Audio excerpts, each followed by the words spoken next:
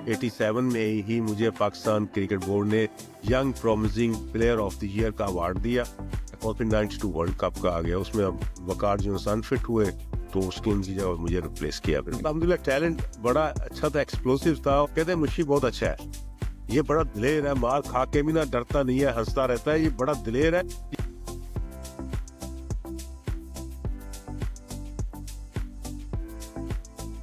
मैं जब बाहर आया बॉलिंग करके ना तो इमरान भाई ने मुझे कहा वेल बॉल। उनको प्लेयर एक ही चाहिए था, अच्छा ठीक है ना। तो मैं सिलेक्ट हो गया, वसीम वहां से सिलेक्ट नहीं हो सका गवर्नमेंट कॉलेज। रेगुलेट इसलिए कि टैलेंट बहुत एक्सपोज अच्छा था लेकिन जस्टिफाई नहीं किया। इंजमाम भाई का ना एक्चुअली क्रिकेटिंग माइंड बहुत अच्छा है उनका ना। Welcome to our latest episode of Legends of Cricket Unplugged. Today we have with us a former Pakistan international cricketer that has played a massive role in the history of Pakistan.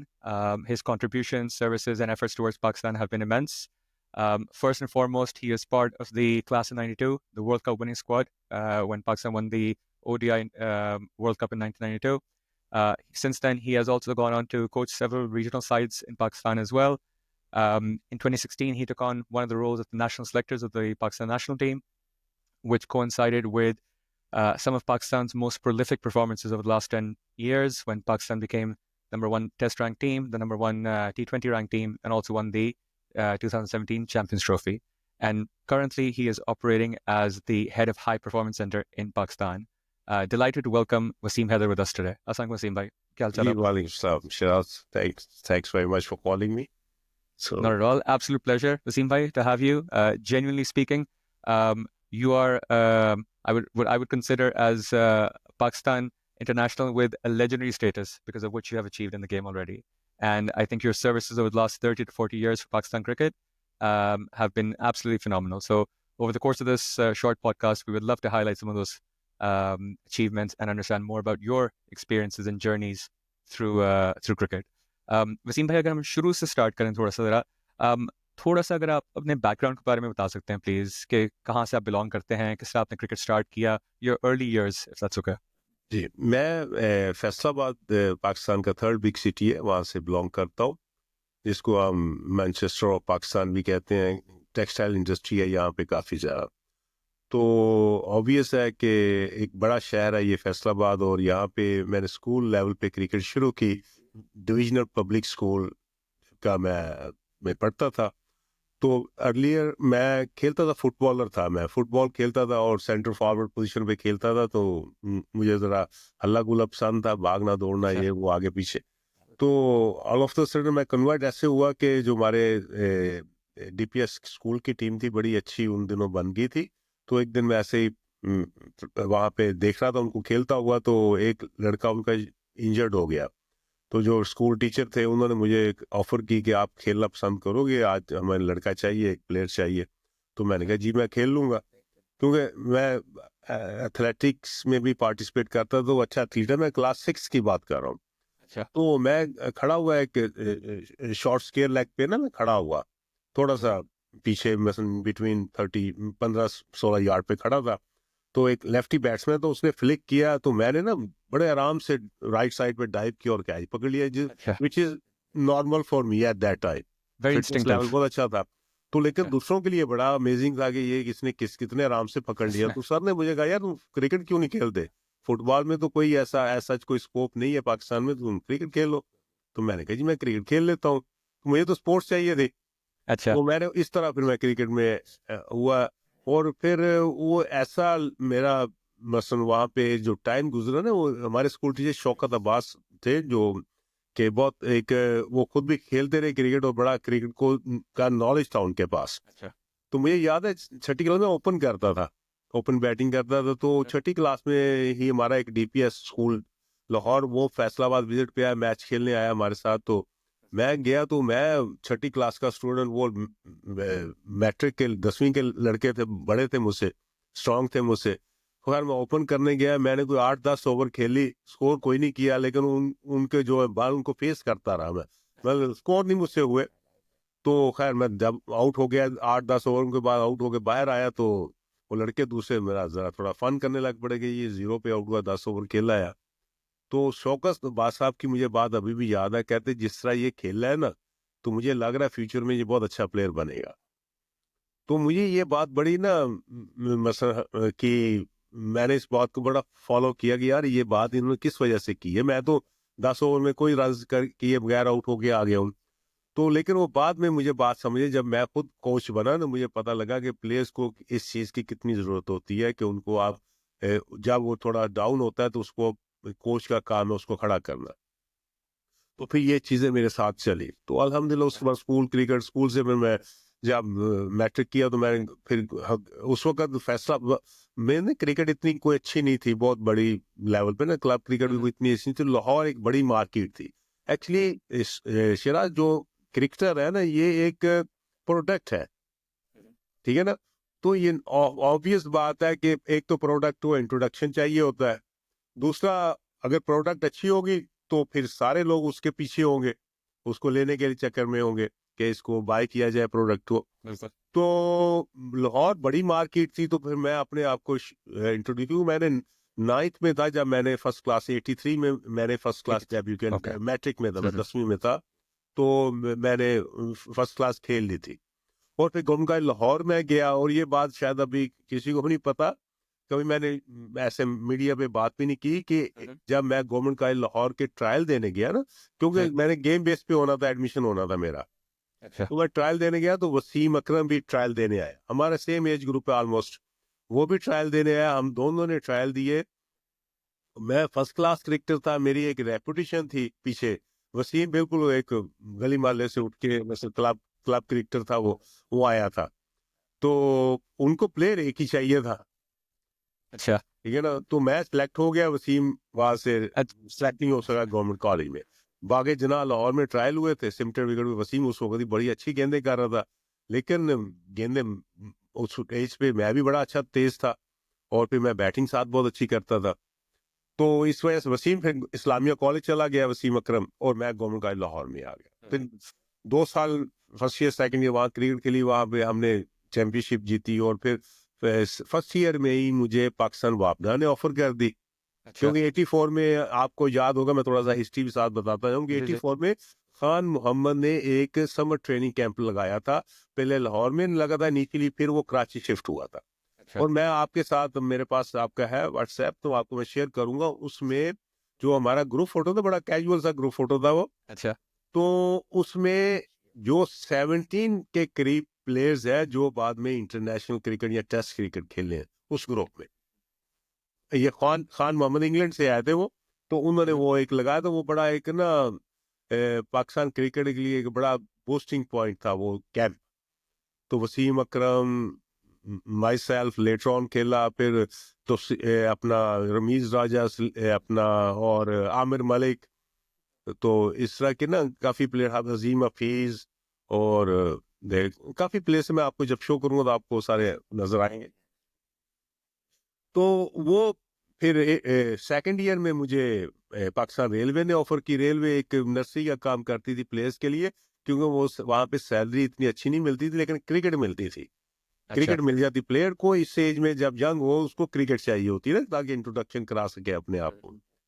तो मैं वहाँ फिर Pakistan railway खेला 6 महीने, और 87 में फिर मुझे पाकिस्तान इंटरनेशनल एयरलाइंस ने ऑफर कर दी। वो 1 साल का कॉन्ट्रैक्ट दिया कि अगर आप अच्छा खेलोगे तो आपको कंटिन्यू करेंगे और आपको परमानेंट जॉब देंगे। और तो फिर 87 ऑनवर्ड फिर अल्हम्दुलिल्लाह मैं 3-4 साल मैंने डोमेस्टिक्स में बड़ा अच्छी एक ऑलराउंडर के तौर पे बड़ा अच्छा इंट्रोडक्शन कराया अपना। 87 में ही मुझे पाकिस्तान क्रिकेट बोर्ड ने young promising player of the year का अवार्ड दिया, अच्छा। क्योंकि हम okay. Very good. Wills cup का फाइनल जीते। फाइनल में मैंने बॉलिंग में भी आउट किए और बैटिंग में भी रन किए और मैच जिताया। उसमें आमिर मलिक ने भी, man of the match Aamir Malik हुए थे खैर, लेकिन उन्होंने कुछ 70-80 रन किए थे, वो अच्छा खेल रहे थे वो। तो इस तरह करके ना फिर मेरा एक ऑलराउंडर के तौर पे वहाँ पे पाकिस्तान क्रिकेट में डोमेस्टिक में होना शुरू हो गया। फिर 88 में मेरा डोमेस्टिक में बहुत अच्छी प्रभाव, मैं ऑस्ट्रेलिया के लिए सिलेक्ट हुआ, ऑस्ट्रेलिया टूर के लिए, इमरान ओके। खान की कैप्टनसी में। तो उसमें सब कुछ तैयार था, all of the sudden Aaqib Javed सामने आए इमरान भाई के। तो इमरान भाई ने देखा उसको कि आकिब बीइंग फास्ट बॉलर काफी अच्छे गेंद कर रहा था। ये 88 का अंडर 19 का वर्ल्ड कप खेल के आया था ऑस्ट्रेलिया से, तो उसको Okay. एक्स एरिया का थोड़ा एक्सपीरियंस भी था। तो फिर मेरी जगह पे इमरान भाई आकिब जीवित को ले गए। Okay. तो इस तरह करके मैं लगा रहा, फिर कभी एशिया कप में नाम आया, बांग्लादेश सलाब आ गया। तो 90 अच्छा। में बाल ठाकरे पड़ गया, बाल ठाकरे ने थ्रेट किया कि पाकिस्तान टीम नहीं आ सकती। तो इस तरह 2 दफा मैं टीम से होता हुआ नहीं सेलेक्ट हो सका, खेल नहीं अच्छा। सका। फिर 91 में मैं गया ऑस्ट्रेलेशिया कप हुआ था इधर शारजा में। वहाँ पे पाकिस्तान, वेस्ट इंडीज और इंडिया की 3 टीमें आई हुई थी वहाँ पे। तो वो खेला हमने, तो वो पाकिस्तान जीता। उसमें आकिब ने जो फाइनल में 7 आउट किए थे, हैट्रिक की थी।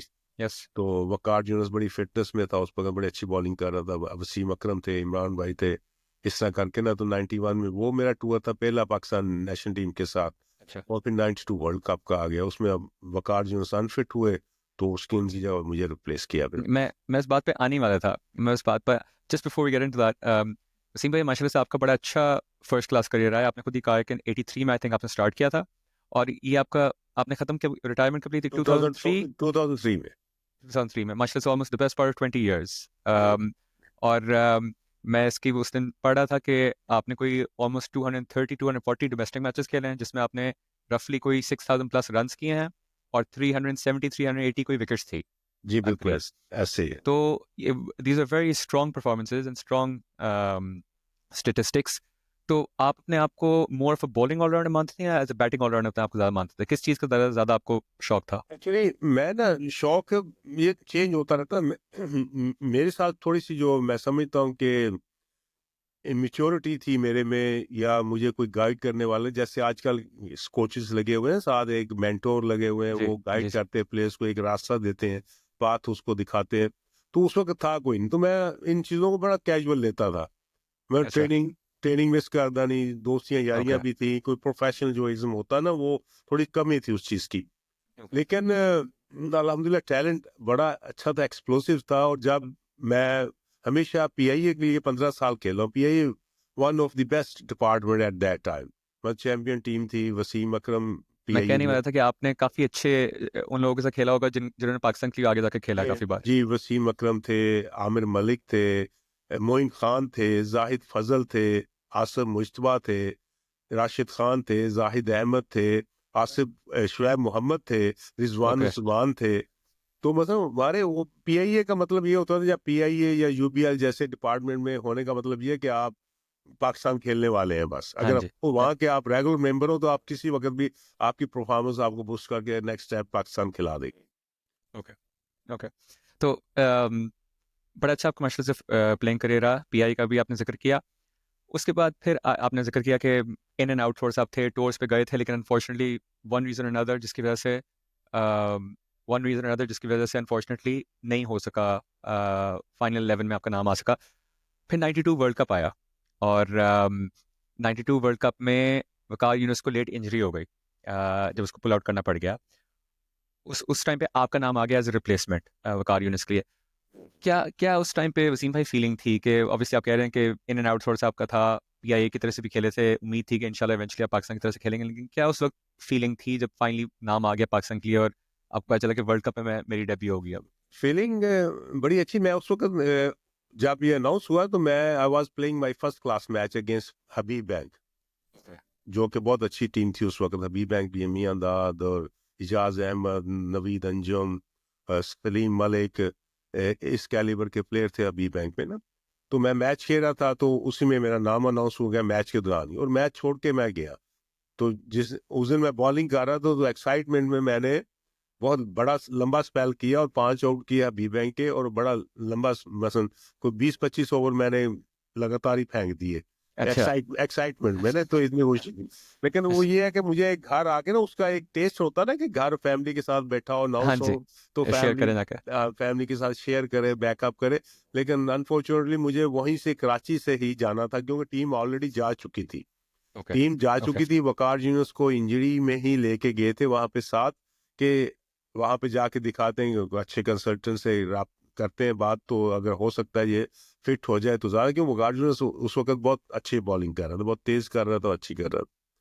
तो लेकिन वो अनफॉर्चुनेट के वकार नहीं हो सका ठीक वहाँ, तो फिर उसकी जगह इधर फिर डोमेस्टिक में मेरी परफॉर्मेंस उस वक्त साहब के सामने आ रही थी, तो इसलिए उन्होंने मुझे फिर कॉल किया वकार चाहिए। तो एक्साइटेड जाहिर है बंदा, मैं अकेला ही गया था फ्लाई करके, तो एक थ्रू आउट ख्वाब देखता गया कि क्या करना, कैसे जाना, ये वो सारा ना, तो प्लानिंग करके गया हुआ था थोड़ा सा। लेकिन अच्छा मुझे थोड़ा सा माहौल का पता था, क्योंकि मैं 91 का शारजा कप में मसलन पाकिस्तान टीम का हिस्सा था, वहाँ गया था साथ, वो भी जीते थे हम, तो इसलिए थोड़ा सा आइडिया था कि टीम के साथ कैसे रहना है, कैसे ड्रेसिंग रूम शेयर करना है, और कैसे ट्रेनिंग ये वो सेशंस होते हैं, ये सारा ना उसका पता था। मैं आपसे ये बात करने वाला था वसीम भाई कि आपने माशाल्लाह से शेयर किया ड्रेसिंग रूम बहुत सारे ग्रेड्स के साथ। आपके पास इस्टेब्लिश प्लेयर्स भी थे उसमें, जिस तरह इमरान खान था, जावेद मियांदाद, सलीम मलिक, आमिर सुहेल और काफ़ी सारे लड़के थे। और फिर आपके पास इमर्जिंग प्लेयर्स भी थे, जिस तरह वसीम अकरम था, वकार यूनुस था, आकिब जावेद, मुश्ताक अहमद, इंजमाम ऑब्वियसली आ गए 92 वर्ल्ड कप में। तो क्या आपकी कोई कोई मेमोरी शेयर कर सकते हैं हमारे साथ? क्या कोई मज़े की यादें या memories of those times with those हाँ जी, प्लेयर्स? बड़ी अच्छी मेमोरीज थी, बड़ा अच्छा वहाँ पे टाइम गुजरा। मैं एक दो जरूर शेयर करता हूँ आपके साथ। तो एक तो जैसे पता है कि इमरान भाई थोड़ा डिसिप्लिन पे ज़्यादा तवज्जो करते थे, तो इसी तरह सिडनी में हम एक प्रैक्टिस सेशन करने गए, तो सबको कहा हुआ था कि जी टाइम पे पहुंचना है, जो लेट होगा उसको फाइन होगा। तो इस तरह का था।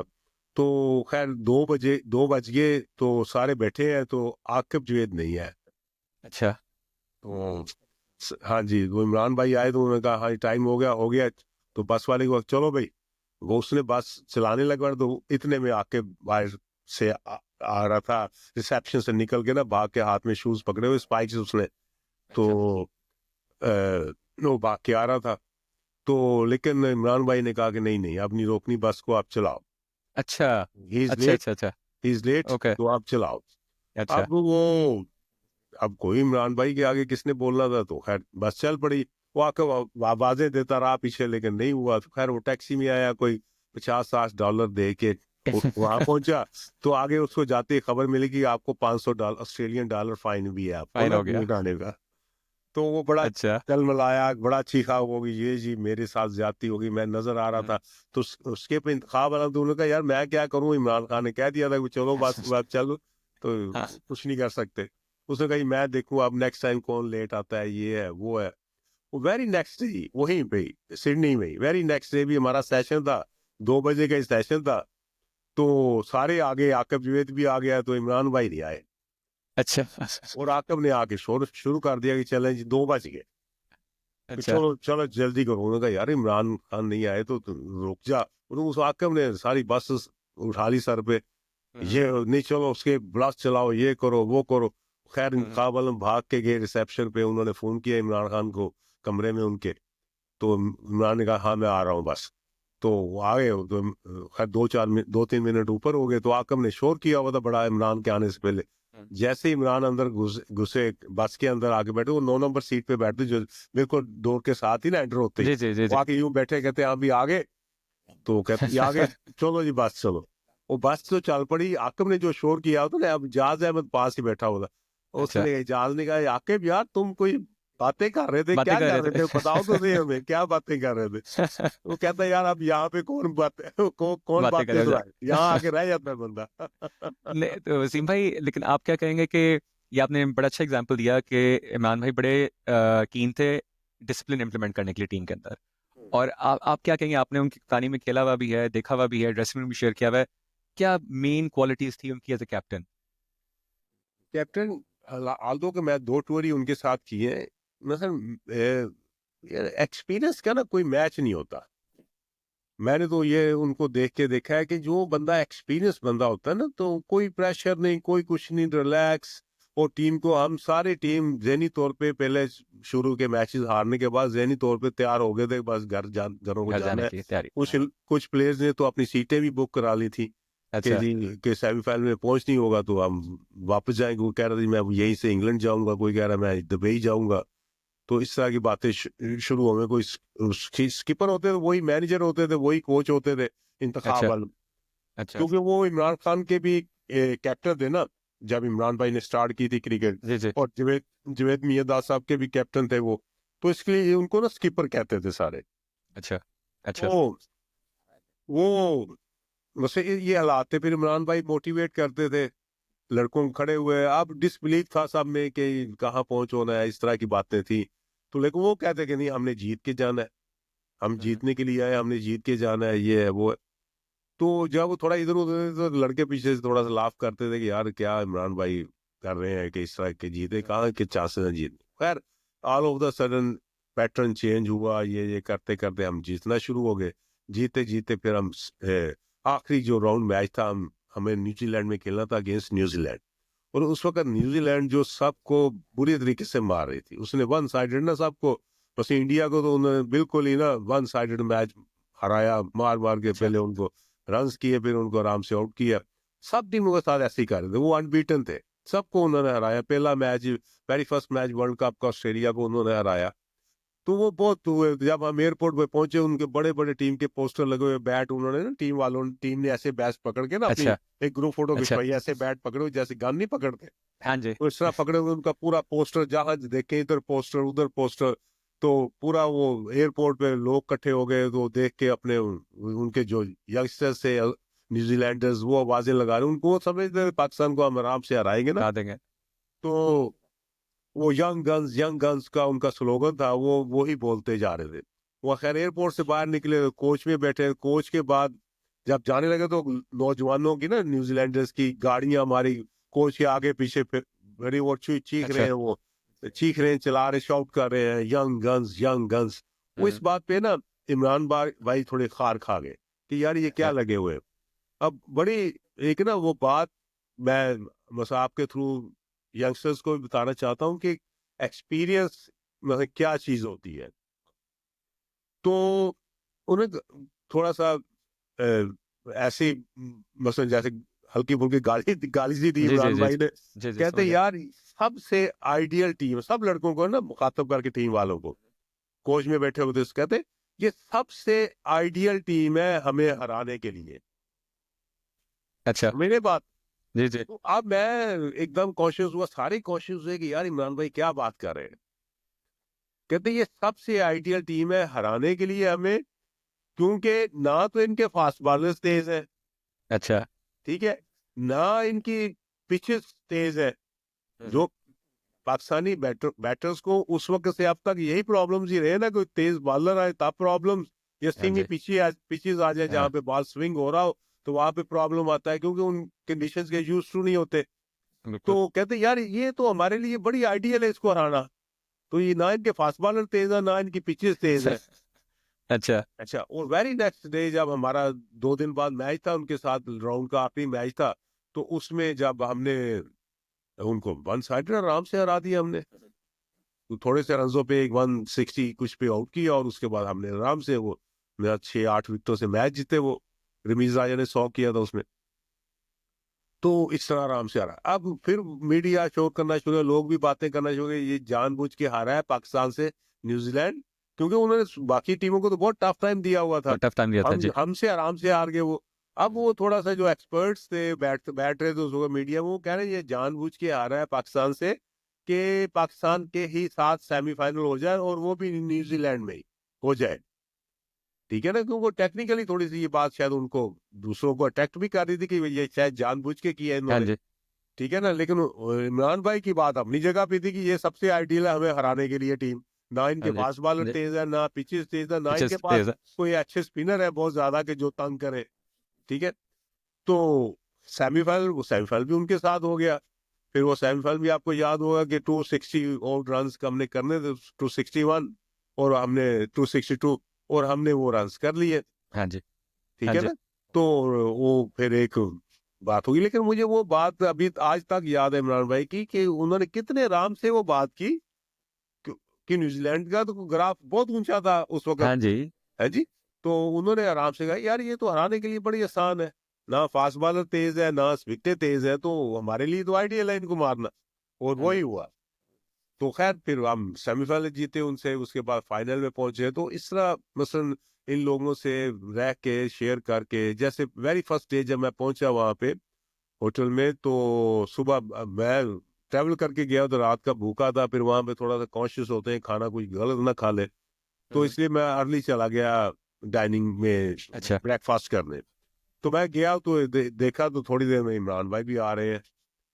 तो आके मेरे उन्होंने देखा, मैं पहुंचे और मेरे साथ ही बैठ गए। हम कहते कैसा ट्रैवल हुआ, मैंने कहा ठीक है जी बिल्कुल अच्छा रहा, कैसा जी बातें गपशप होना शुरू हो गई। मुझे कहते यार फास्ट पाकिस्तान में कौन से स्पिनर तुम समझते हो, तुम डोमेस्टिक खेलते हो, कौन से स्पिनर अच्छे हैं?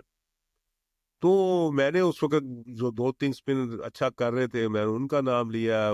उसमें मसूद अनवर था एक, और तौसीफ भाई थे, और अकरम रजा थे, फिर हम्म। इकबाल कासम भी खेल रहे थे उस वक्त। तो मैंने कहा यही अच्छे हैं जी। तो कहते नहीं ये मुश्ताक बड़ा अच्छा है बाबा। मुश्ताक को अच्छा। उन्होंने खुद ही स्टेप लेके उन्होंने रोका हुआ था मुश्ताक को वहां पे। मैंने इकबाल सिकंदर का भी नाम लिया कि वो भी डोमेस्टिक में परफॉर्म हाँ कर जी। रहे थे, जिसकी बेस पे वो सिलेक्ट हुए थे। कहते मुशी बहुत अच्छा है, ये अच्छा। बड़ा दिलेर है, मार खा के भी ना डरता नहीं है, हंसता रहता है, ये बड़ा दिलेर है। ये इस तरह का चाहिए स्पिनर, ये तुम देखना बहुत अच्छा करेगा ये। अब ये भी एक एक्सपीरियंस की बात है ना, एक्सपीरियंस हाँ जी। उनको एक उनको दे रहा है एक उसके बारे में प्रेडिक्ट कर रहा है कि इसका कैरियर बहुत अच्छा होगा, और उसने प्रूव किया।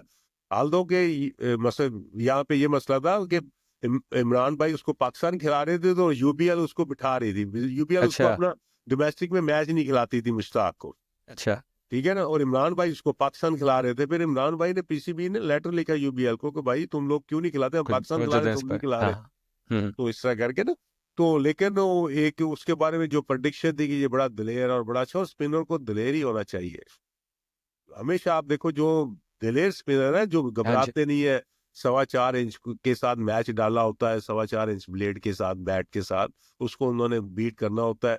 तो वो मैंने हमेशा लाइफ में जो एक्सपीरियंस हुआ है, जो दिलेर स्पिनर होते हैं घबराते नहीं है टफ टाइम से, क्यों स्पिनर को टफ टाइम फौरन आ जाता है ना। जब बैट्समैन ने बैट घुमाने शुरू करने हैं तो स्पिनर पे तो मुश्किल टाइम आ गया ना, हाँ उसके जी। बाद ऐसा तो कोई वेपन नहीं है कि वो बाउंसर मार ले, यार्कर मार ले, ये कर ले वो कर ले। तो उसने तो अपने फ्लाइट से, अपनी वेरिएशन से ही वेरिएशन काबू से। करना है ना, हाँ जी। वेरिएशन से काबू करना है बैट्समैन को। और तो फिर वो जो दिलेर होता है, फिर वो इस वक्त उसका दिमाग काम करता है इसके, मैं बैट्समैन को जज करना है, कहाँ करना है, कहाँ पे बॉल खींचना है, कहाँ पे ब्रेक करना है, थोड़ा सा मिडल से फंसता है, ऑफ स्टंप के बाहर से फंसता है, कहाँ से फंसता है। तो ये स्पिनर, ये अच्छे स्पिनर की निशानी होती है, और वो ये दिलेरी से काम कर सकता है, क्योंकि आपके पास और कोई ऑप्शन नहीं है, आपने हवा में उसको थोड़ा घुमाना है बैट्समैन को, हाँ जी। हाँ जी। ठीक है ना, ट्रैप करना है हवा में ही उसको। तो इसलिए मसलन स्पिनर के लिए दिल का बड़ा होना बहुत जरूरी है, बहुत जरूरी है। और वसीम मुश्ताक भाई, में ये काम था। वसीम भाई, आपकी वर्ल्ड कप में परफॉर्मेंसेस और इन्वॉल्वमेंट की बात करते हैं। आपका पहला मैच था वसीम भाई अगेंस्ट वेस्ट इंडीज, जो मैच पाकिस्तान अनफॉर्चुनेटली काफी बुरी तरह से ओवरऑल हारा था। दस ओवरऑल दस काफी दस वन साइड। विकेट हाँ, 10 विकेटों से काफी वन हार। साइडेड मैच से वो पाकिस्तान अनफॉर्चुनेटली हार गया था। आप क्या एक उस एक न्यू कमर थे, सॉरी। उसमें मेरी बैट में थोड़ा ब्रीफ ही कर देता हूँ, उसमें जी जी, बैटिंग जरूर। आई नहीं थी मेरी, क्योंकि बैटिंग अच्छा। में हमने 218 के 20 के करीब रन किए थे। रमीज आया 100 किया था, रमीज आया ने पूरे 50 ओवर खेले थे और पूरा अपना 100 किया था। तो वो पिच बहुत अच्छी थी, वो 250 प्लस की पिच थी, लेकिन हमने थोड़े रन कम किए थे। फिर ब्रायन लारा बहुत अच्छा खेल गया, ब्रायन लारा आया, उसने रन किए। तो अपना बॉलिंग में मैंने 8 ओवर किए थे, 8 ओवर में कोई 40 के करीब रन हुए थे मुझे। तो लेकिन मैं जब बाहर आया बॉलिंग करके ना, तो इमरान भाई ने मुझे कहा वेल बोल्ड। वो अच्छा। मेरा पहला मैच था, मुझे कहा हाँ वेल हाँ, बोल्ड, तो मेरे डेब्यू लिए थे एक आपके। बड़ा एनकरेजिंग पॉइंट था वो, कि उन्होंने कहा कि अच्छी बॉलिंग की है तुमने। अब तो वो वसीम और आके भी बॉलिंग कर ही रहे थे, सब कर रहे थे, लेकिन हम 10 विकेटों से हार गए मैच, कोई बात नहीं, लेकिन उन्होंने मुझे अप्रिशिएट किया कि अच्छी बॉलिंग की है। अब नेक्स्ट मैच था जिम्बाब्वे की अगेंस्ट, उसमें इमरान भाई खुद खेल गए, मैं नहीं खेला उसमें। अच्छा। उसमें अच्छा। थोड़ा सा मुझे ऐसा ऐसे था कि अगर जिम्बाब्वे की केस में खेलता ना, वो कंपैरेटिवली जरा हल्की टीम थी, बिल्कुल तो बिल्कुल। उसमें मुझे थोड़ा सा वहां पे जाके, मैं फर्स्ट टाइम ऑस्ट्रेलिया गया, उन कंडीशंस में खेलता नहीं था, तो वहां पे मुझे थोड़ा सा एनकरेजमेंट, अपने आप को, बिल्कुल। परफॉर्मेंस को, अपने को आपको ना मेंटेन करना, और अपने आप को टीम का हिस्सा बनाने में फिर आसानी हो जाती। तो थोड़ी सी कंपैरेटिवली हल्की टीम के साथ आपको बैटिंग आ जाए, बैटिंग में भी आप चौके छक्के मार लो, बॉलिंग में आप अच्छी बॉलिंग करो, आपका कॉन्फिडेंस बूस्ट हो जाता है।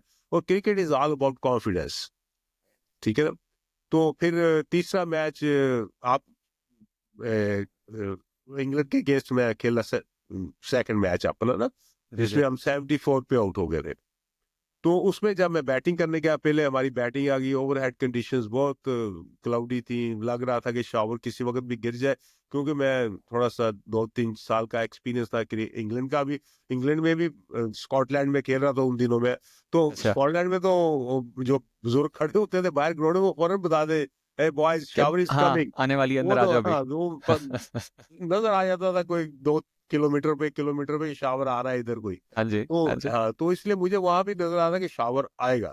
और जब आउट हुए कोई, मैं 7वें या 8वें नंबर पे बैटिंग करने गया, तो जब आउट हुआ बैट्समैन, तो मैं अंदर जाने लगा, तो इमरान भाई ने मुझे रोक लिया। खेल नहीं रहे थे, लेकिन मुझे कहते, वसीम कोशिश करो कि वहां मैक्सिमम टाइम स्पेंड करो, क्योंकि शावर गिर रहा है, और अगर हम थोड़ा सा लंबा खेल गए ना, तो हो सकता है ये मैच हम, क्योंकि उस वक्त तो हम 30-35 पे 5-6 आउट हो चुके थे, तो लग रहा था कि स्कोर तो खास नहीं होगा, लेकिन ये था कि टाइम थोड़ा सा वेस्ट कर ले, ताकि शावर हो तो एक एक पॉइंट मिल जाए, जो कि मिल जाए जाके। वाइटल हुआ फिर बाद में ना। तो मैंने कहा जी ठीक है, इंशाल्लाह I will try my best. मैं गया अंदर, तो मैंने फिर लंबा स्टे किया वहां पे, बस घंटा सवा घंटा बैटिंग करता रहा वहाँ, कड़ा बॉलों को छोड़ता रहा, मैनेज करता रहा अपने आप को। मैं फिर पहले मोइन के साथ, मुशी के साथ थोड़ी सी बैटिंग हुई, पार्टनरशिप फिर थोड़ी सी होगी, फिर वहां पे आखिर में आकिब जावेद आ गए। जब अच्छा। आखिर में आकिब मेरे साथ कह रहे लास्ट मैन था, तो फिर मैंने चांस लिया थोड़ा सा, तो उस पे मैं आउट हो गया मैं भी, तो बॉल काफी स्विंग हो रहा, सीम हो रहा था। तो आकिब आया ना, आकिब ने खेले 6 गेंद। अच्छा। आकिब खेलने जाता था, बैट्समैन बॉल को लाइन में जाता था, तो कोई आध फुट से, 6 इंच से, 1 फुट से बीट हो जाता था। अच्छा। तो वो 6 बॉल ऐसे के ऐसे खेलने गए एक स्टाइल से, उसने बॉलर ने भी एक जगह भी बॉल फेंके 6 के 6, उसने भी 6 6 से ऐसे खेला, और 6 के 6 ऐसे बीट हुआ। अच्छा। अच्छा। ठीक है ना। 6 के 6 बॉल को बीट होने के बाद जब ओवर हुआ, तो मेरे हम दोनों मिले आप सेंटर पिच पे आके, मैंने कहा हाँ जी। कहता यार ऐसे नहीं हो सकता, कोई बैटिंग कोई और बंदा कर जाया करे, बॉलर मैंने कहा नहीं, ऐसे नहीं होता भाई, खुद ही करना पड़ना है। हाँ, हाँ, तो हाँ। ऐसे खैर ऐसा बोलो, तो खैर उसमें थोड़ा सा ये हो गया, टाइम स्पेंड कर लिया हमने थोड़ा अंदर, 74 तक ले गए, टाइम भी थोड़ा निकल गया, बॉल ओवर्स भी थोड़े से खेल गए, मैक्सिमम जितना खेल सकती थी उस वक्त। बाहर आए आगे, उसके बाद मैच शुरू हुआ, वसीम और आकिब ने बॉलिंग की, तो उनके कोई मसन 30-35 पे बड़ी जल्दी हो गए राज, और फिर शावर गिर गया एकदम, हम बाहर चले गए। अब अच्छा। जाहिर है इंटरनेशनल क्रिकेट हो रही है, तो उन्होंने तो कोशिश करनी, थोड़ी देर के लिए शावर रुका, तो उन्होंने फौरन फिर अंदर बुलवा लिया कि चलो जी मैच शुरू। अब वो वसीम और आकिब अपना कोटा पूरा कर चुके थे। इमरान भाई ने मुझे कहा कि देखो अब आपने जाके बॉलिंग करनी है, आपने कोशिश करना है कि एक तो टाइम थोड़ा सा लंबा लो, टाइम स्पेंड करो, आराम आराम से बॉल करो, ये नहीं कि जल्दी जल्दी ना करो, और हाँ। दूसरा कोशिश करो रन नहीं देने। अब मैं जब अंदर गया, तो सामने रॉबिन स्मिथ खड़ा था बैटिंग के लिए, और अच्छा। दूसरे एंड पे इयन बॉथम खड़ा, दोनों अच्छे हिटर थे उनके। बड़े अच्छे बैट्समैन तो दोनों। हाँ, तो मैंने फिर एक ओवर किया, मैंने एक ओवर में 1 रन दिया मैंने।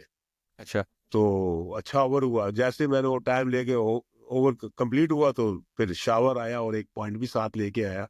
उसके बाद हम, तो फिर चले गए, उस मैच की वजह से फिर एक पॉइंट हमें मिल गया। मिल गया जाके। हाँ, उसमें बैटिंग मसलन मैक्सिमम जितनी कर, लेकिन हाल दो कि मैंने 13 रन ही किए, जो कि अच्छा डिजिट नहीं है 13, इतना कोई। तो अगले मैच में मैंने 13 रन किए, यानी 2 इंटरनेशनल बैटिंग में की है। तो उसमें भी ऐसी कंडीशन में गया जब टीम थोड़ी नीचे लगी थी बैटिंग की, नीचे लगी तो थी। इमरान भाई ने उस वक्त भी कहा कि वसीम को, मुझे मैसेज, मैं जब अंदर गया ना, वेरी फर्स्ट बॉल में जब खड़ा हुआ नॉन स्ट्राइक एंड पे, तो जुवेद भाई कर रहे थे बैटिंग दूसरे एंड पे, तो जुवेद भाई वेरी फर्स्ट बॉल पे जुवेद भाई आउट हो गए। वो अच्छा। तो टाइम खेल रहे थे, कुछ अरसे से टाइम से खेल रहे थे वहां पे। तो लेकिन जब मैं वेरी फर्स्ट बॉल पे गया, तो अगले एंड, दूसरे एंड से जुवेद भाई आउट हो गए। तो फिर बाहर से मैसेज आ गया इमरान भाई का कि वैसे वसीम अंदर मैक्सिमम जितना खेल सकते हो ना, ओवर ओवर खेल सारे सकते करो, खेलो। सारे ओवर खेलो, ताकि थोड़े से रन और ऐड हो जाए, और रन रेट में हमारा थोड़ा सा मतलब बेहतर ही रहे, थोड़ा बेहतर हो सा जाए। चलता यस। रहे। हाँ, हाँ। तो फिर मैंने और मोइन खान बैटिंग दोनों ने कर रहे थे, मोइन आ गया जुवेद भाई की जगह, तो हम थोड़ा खेलते रहे, करते करते तो कुछ 3-4 ओवर खेले, तो उसके बाद मोइन ने कहा लो भी अब चांस लेते हैं, क्योंकि हम दोनों खेले हुए PIA से इकट्ठे ही खेलते थे, तो उसको पता था कि वसीम भी बहुत अच्छी हिटिंग करता है। तो उसने कहा वसीम आप, मैंने कहा बिल्कुल करते हैं। तो मुझे उसने कहा कि तुम मारो हिट्स, और दूसरे एंड से मोइन ने खुद ही चार्ज ले लिया। वो अच्छा, बड़ा अच्छा मिडल हुआ, लेकिन अनफॉर्चुनेट सीधा पॉइंट पे फील्डर कैच खड़ा हो था, गया। उसके हाथ में कैच चला गया। तो फिर मैसेज आया कि आप फिर रुको, फिर थोड़ा सा मैं लंबा रुका रुका रहा। फिर आखिरी ओवर में मैंने कहा जो आप घुमा के देखते हैं। तो क्या क्या होता है। तो हाँ गोया तो फिर आउट हो गया मैं, खैर। हाँ हाँ। तो ये वसीम सब भाई, था वसीम भाई उसमें। आपने, सॉरी इंडिया पहले आप। इंडिया के गेसी मैंने बॉलिंग में ना, मैं तो उसी पे अब आने वाला था, मैं उसी बात पे आने वाला था कि उसी में आप एक न्यू कमर थे टीम में उस टाइम पे, ड्रेसिंग रूम में आप आ चुके थे पहले ऑब्वियसली एक दो और टूर्स में, लेकिन खेल आप पहली बार आए थे इस टूर्नामेंट में। पाकिस्तान ऑब्वियसली मैचेस काफ़ी हार चुका था, पाकिस्तान की ओवरऑल परफॉर्मेंस काफ़ी स्ट्रगल कर चुकी थी अभी तक वर्ल्ड कप में उस स्टेज तक। वर्ल्ड कप में आपको भी पता है कि स्टेक्स बड़े हाई होते हैं, प्रेशर बहुत ज़्यादा होता है, स्पेशली एक आप एक साथ न्यू कमर थे और भी एडिशनल प्रेशर होता है। साथ मैच अब अगला आपका पड़ गया इंडिया के साथ, ठीक है जी, और आपको कह दिया गया है कि अब आपने बॉलिंग करनी है। तो वो आप थोड़ा सा एक्सपीरियंस रीलिव कर सकते हैं, क्योंकि माशाल्लाह से उस मैच में आपकी और आके जावेद की बड़ी अच्छी परफॉर्मेंसेस थी बॉलिंग में। तो थोड़ा सा जरा हमें उसके बारे में बताएं, एक्सपीरियंस के बारे में, क्योंकि उसमें मैं समझता हूँ कि वो प्रॉब्ली आपका बेस्ट बेस्ट परफॉर्मेंस थी उन 3 मैचेस में से। और तो थोड़ा सा जरा वो रीलिव करके हाँ हमें मैं बताएंगे बताता क्या हूँ। हम यादें एक्चुअली आपकी वो उस पल की। डे नाइट मैच था वो। तो हम वहाँ पे मसलन 2:30 या 2 o'clock शुरू होना, तो हमको कोई ना मैच से कोई 2.5 घंटे पहले, यानी कि 2.5 hours पहले हम वहाँ पे ग्राउंड में पहुंच गए। काफी टाइम होता है वो ना।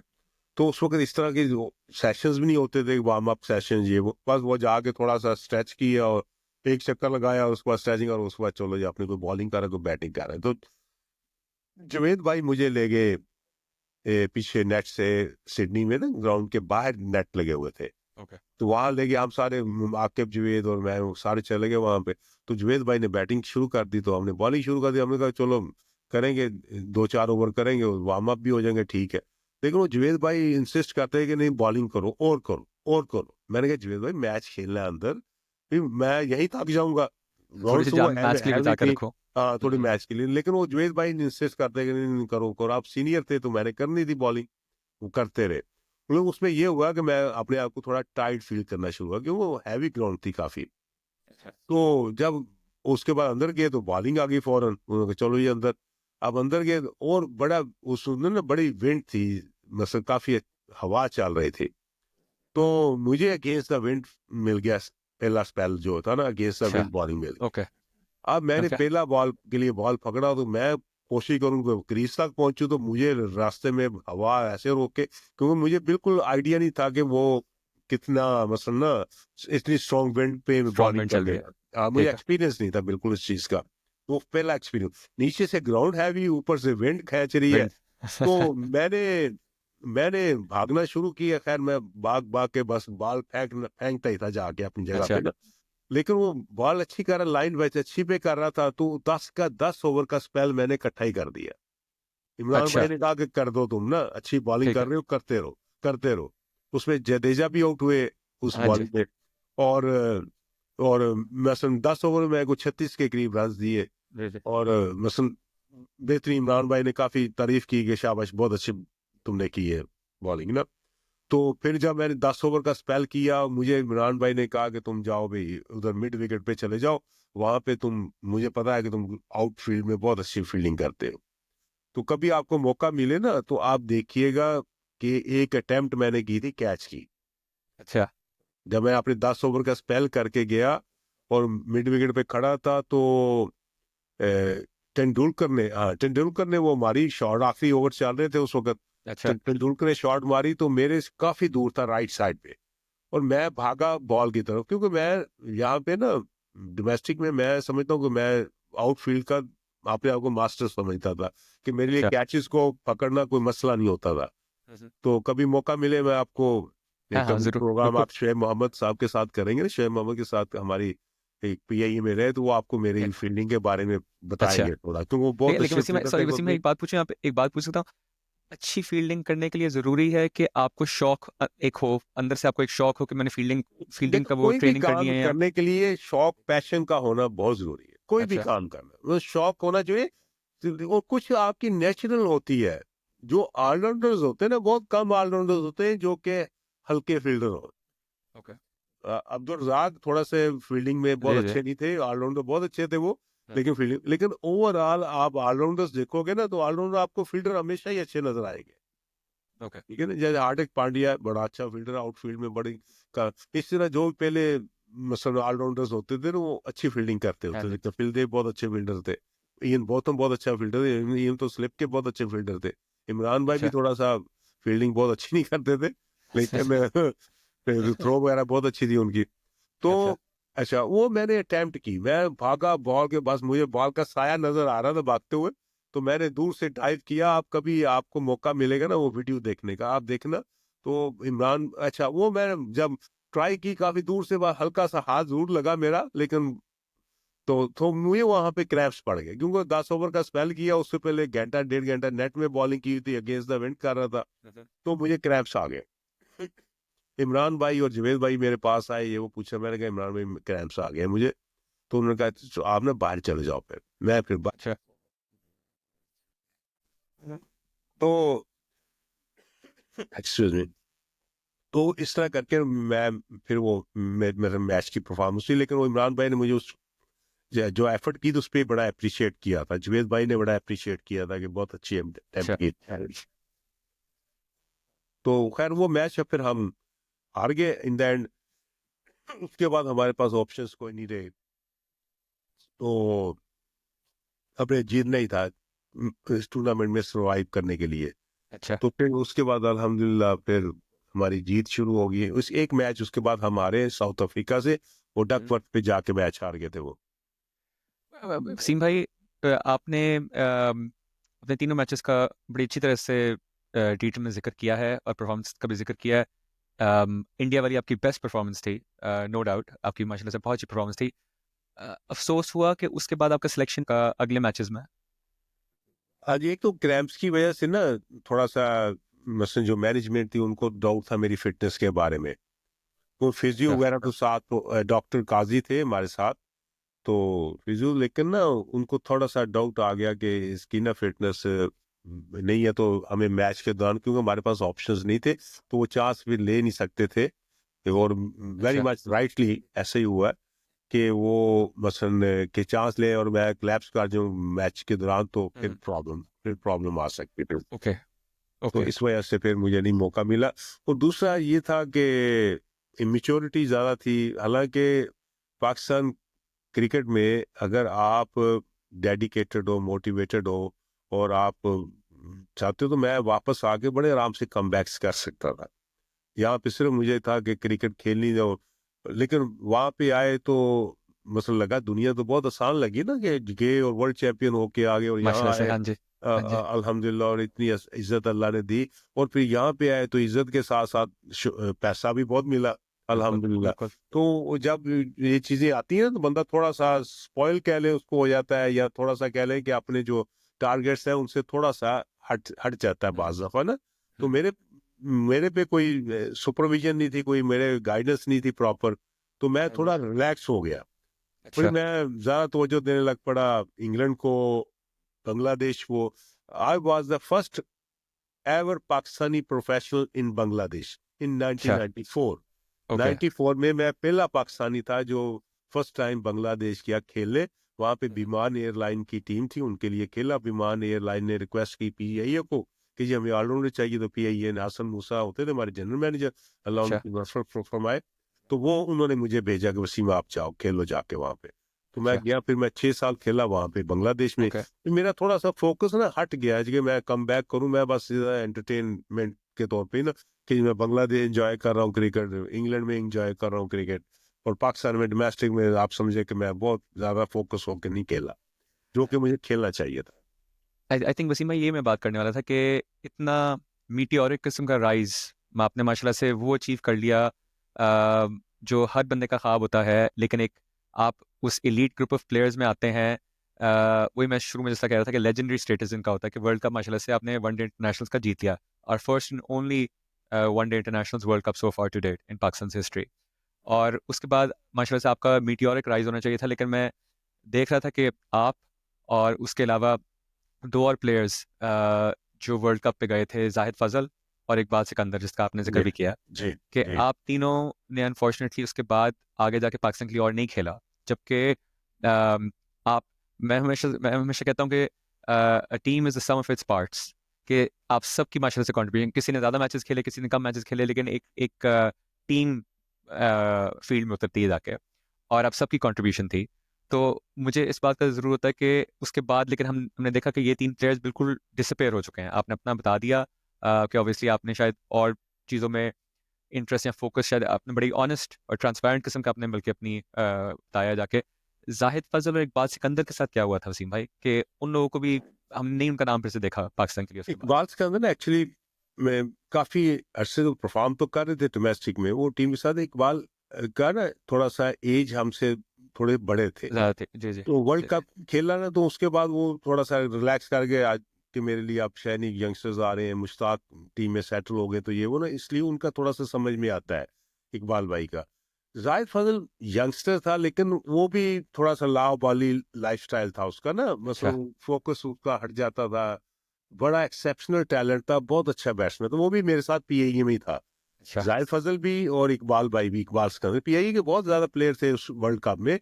मोइन खान थे, फिर वसीम अकरम थे, वसीम अकरम था। और मैं, इकबाल सिकंदर और जाहिद फजल, 5 लड़के थे हम पीआईए के जो वर्ल्ड कप खेल के आए। तो वो जाहिद फजल बहुत एक्सेप्शनल टैलेंट था। प्रायोरिटी में इमरान भाई ने इंजमाम पे उसको प्रायोरिटी दी थी इनिशियली। जब वर्ल्ड कप में आप देखें, नंबर 3 पे जाहिद फजल को भेजा, आई नंबर थिंक 3 पे।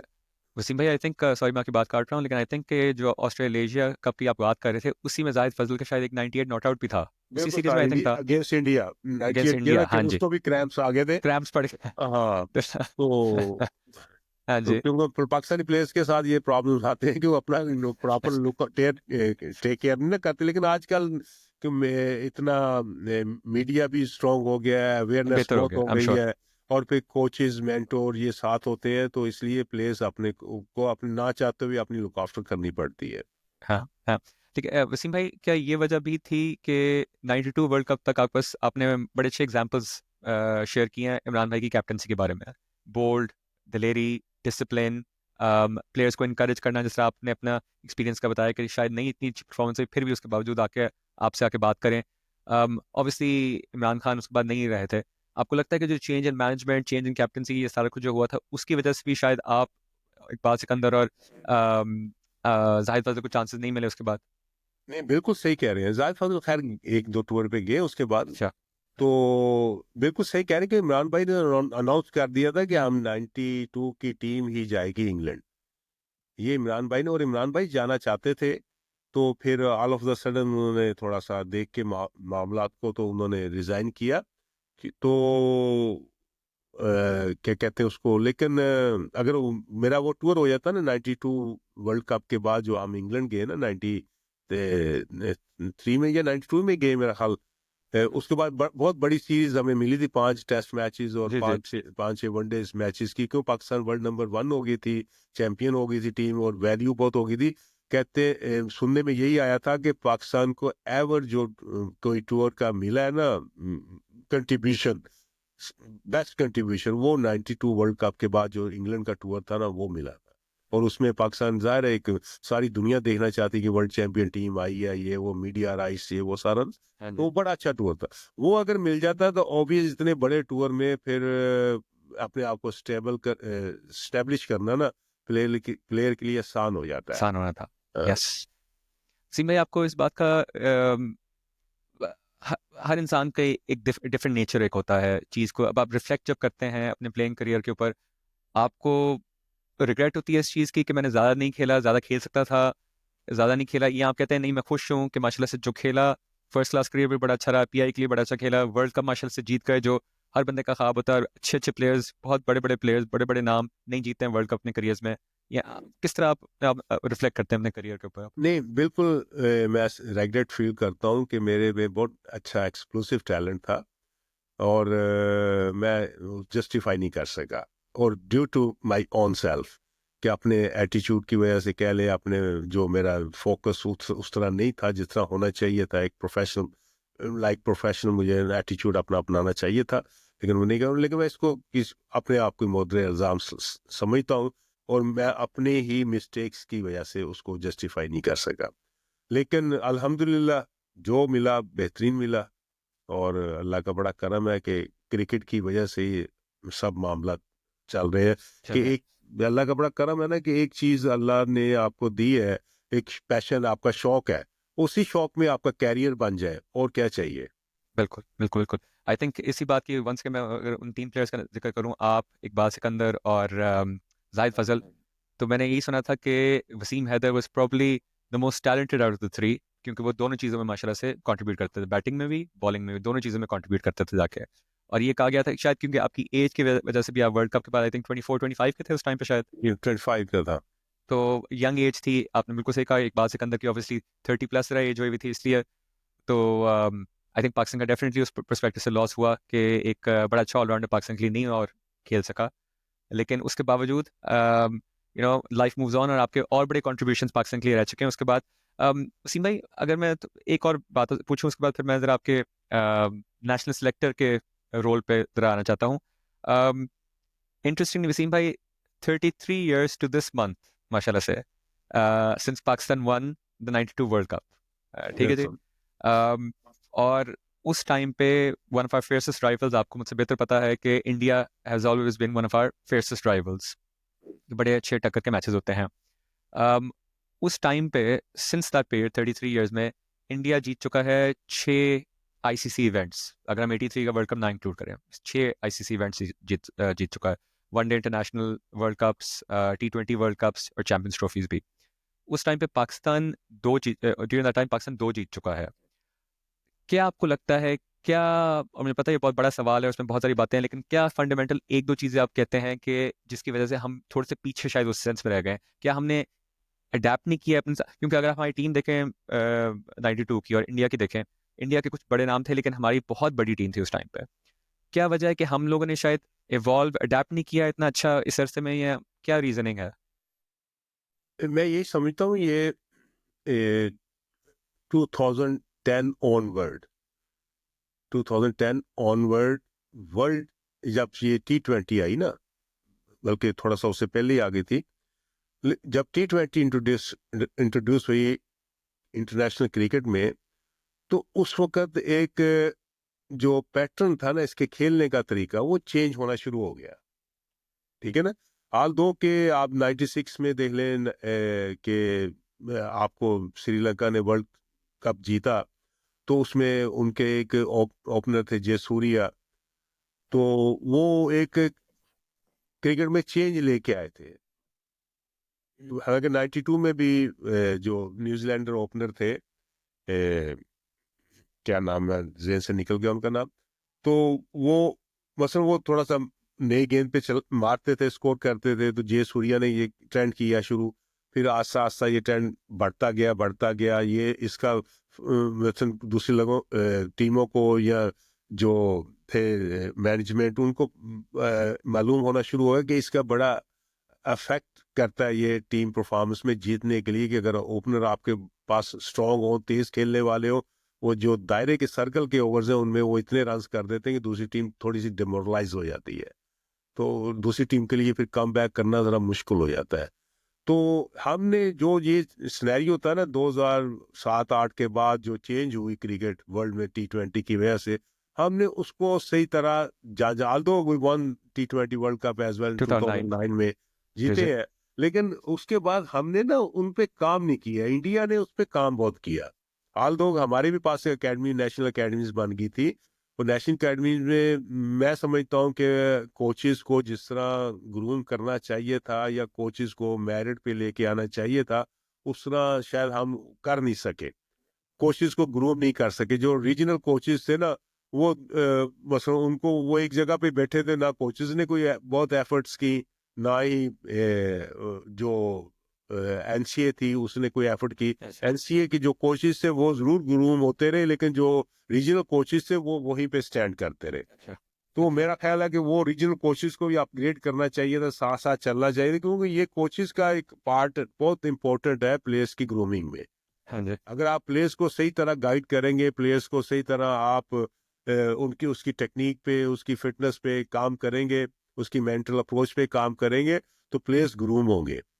तो वो पार्ट हमने थोड़ा सा मिस किया, आल्दो कि हमारे पास एनवायरनमेंट था, सेटअप था, एकेडमीज थी, और 3-3 माह की एकेडमीज भी लगती रही यंगस्टर्स के साथ, लेकिन उस पे चेक एंड बैलेंस नहीं था।